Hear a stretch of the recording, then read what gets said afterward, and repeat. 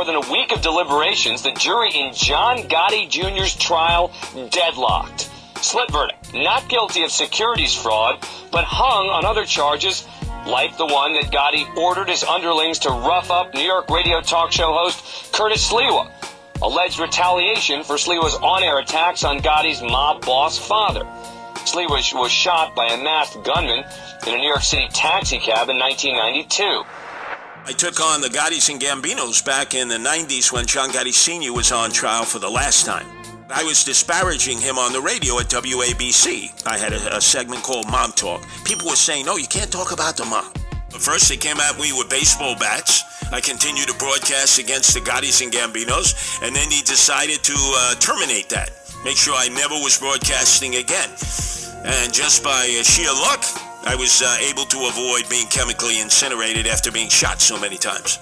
I got shot 5 times with hollow point bullets in a moving yellow cab in the Lower East Side, and luckily I was able to jump out and avoid being turned into, well, let's just say the intended plan that came out in federal trial was they would take me to a chop shop in Brooklyn, East New York, and put me in a chemical vat and incinerate whatever was remaining of me. And John Gotti Jr., he arranged it for his father. He's still out there in Oyster Bay Cove living the life of Riley. He was actually a horrible witness for the government, but he was a good witness for the government when we called him, because that was probably his best show, was when we had called him. And, listen, getting on to Sliwa, Sliwa's a situation that's very unique. Sliwa is somebody that he hoped, he prayed, he needed the Gottis to shoot him. That's what he needed, because he built a career out of it. He was a nobody that nobody paid attention to.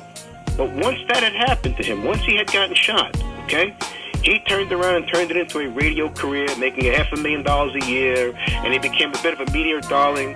The fact that he's irritated every entity in New York City throughout his career really was of little matter. But the fact that he cashed in on the accusation that the Gottis had him kidnapped and shot, well, that's a little different. And I've always I've always had Charlie rip him for that, and anybody else would come across him. A guy asked a question about the planned hit on the journalist, Jerry Capeci. What was going on around that time, and what was being said, and did you hear anything during that period of time? Well, Junior despised Jerry Capeci, and he wanted to harm him. And I had brought that to his father. This was when John was pre-trial in the MCC, and his father, absolutely not. His father told him absolutely not. But Junior didn't like Capeci. And as far as Sliwa's thing, Sliwa's hit was an embarrassment. I mean, I wanted to ask you about that also, Curtis Sliwa, that whole thing. Now that hit actually did go down. It just was unsuccessful. It was just unsuccessful, and there were guys on that hit that were not made members of the Gambino family. And, I'm not going to get into that as to who they were. I don't want to disrupt their lives. They know who they were. Good guys, good friends of John Jr. Very, very good, very, very good. A-Light might have been involved in that, but according to A-Light, he was involved in everything. So, they were out to harm Sliwa, no doubt about it. They were out to do him, to take his life. I've always heard that, you're not supposed to touch journalists or civilians. That just seems like out of the box, that they're going after people like that. Was that at the time, did anybody say anything about that? Well, when I was on the visit, that was pre-trial. His father, told Junior straight up, no. And he said it a lot more aggressively than I'm saying it to you. But, he didn't, John Sr. did not like Capeci. Back then, no one really liked Capeci.